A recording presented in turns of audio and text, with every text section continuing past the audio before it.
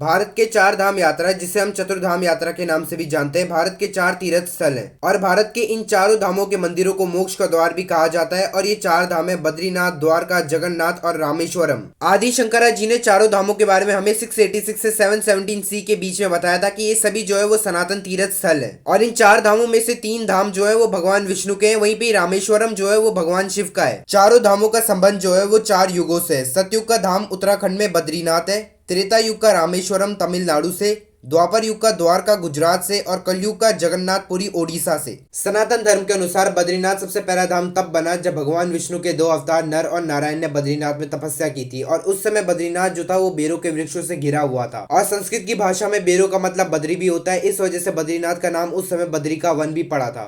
और ये भी कहा जाता है कि जब नर और नारायण वहां पर तपस्या कर रहे थे तो उन्हें धूप और बारिश से बचाने के लिए वहां पर अपने आप ही एक जामुन का बहुत बड़ा पेड़ बन गया था। बद्रीनाथ के लोगों के अनुसार वह जामुन का पेड़ और कोई नहीं बल्कि वह माँ लक्ष्मी थी, जो भगवान नारायण को बचाने के लिए आई थी। और जब भगवान नारायण ने अपनी तपस्या पूरी कर ली, जब वह वापस आए तो उन्होंने लक्ष्मी माँ से कहा कि अब मेरे नाम से पहले आपका नाम लिया जाएगा, मतलब कि लक्ष्मी नारायण।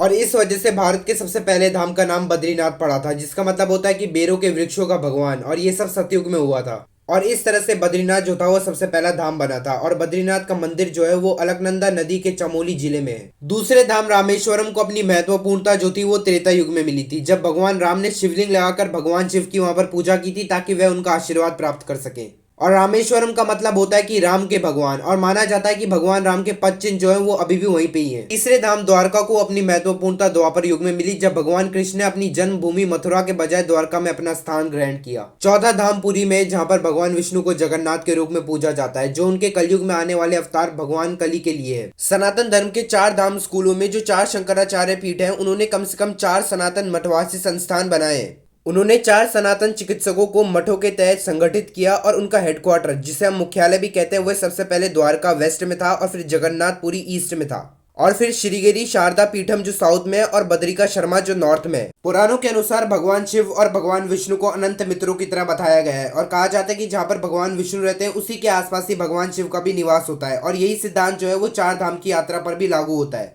और इसी वजह से केदारनाथ को बद्रीनाथ की जोड़ी के रूप में जाना जाता है, राम सेतु को रामेश्वरम की जोड़ी के रूप में जाना जाता है, सोमनाथ को द्वारका की जोड़ी के रूप में जाना जाता है और लिंग राजा को जगन्नाथपुरी की जोड़ी के रूप में जाना जाता है। हालांकि कुछ प्रथाओं के मुताबिक चार धाम जो है वो बद्रीनाथ, रंगनाथ स्वामी, द्वारका और जगन्नाथपुरी है, जो सारे के सारे वैष्णव स्थल है। और वहीं पर ही केदारनाथ, रामेश्वरम, सोमनाथ और लिंगराज मंदिर जो है वो भुवनेश्वर या तो गुप्तेश्वर है। चार धाम हाईवे प्रोजेक्ट के अंदर केदारनाथ, बद्रीनाथ, गंगोत्री और यमुनोत्री भी आती है, जिसके लिए कई सारी सुविधाएं दी जाती है। और चार धाम की यात्रा करने के लिए कई सारे लोग जो है वो हेलीकॉप्टर की भी सुविधा देते हैं। पुरी भारत के ओडिशा स्टेट के ईस्टर्न साइड में है और पुरी जो है वो भारत की ईस्टर्न साइड का सबसे पुराना शहर है। भगवान जगन्नाथ का मंदिर जो है वो बे ऑफ बंगाल की कोस्ट लाइन तक है और यहाँ पर भगवान कृष्ण को जगन्नाथ के रूप में पूजा जाता है। ये पूरे भारत में इकलौता मंदिर है जहाँ पर भगवान कृष्ण के साथ उनकी बहन देवी सुभद्रा और उनके भाई जगन्नाथ और बलभद्र की भी पूजा की जाती है। ओडिशा का सबसे प्रमुख मंदिर जो है वो 1000 साल पुराना है और इसे बनाया गया था राजा चोला गंगा देवा और राजा तृतीय अनंगा भीमा देवा के द्वारा। और पुरी जो है वो गोवर्धन मठ में स्थल है और ये आदि शंकरा जी के चार बनाए गए सबसे प्रमुख स्थलों में से भी एक है।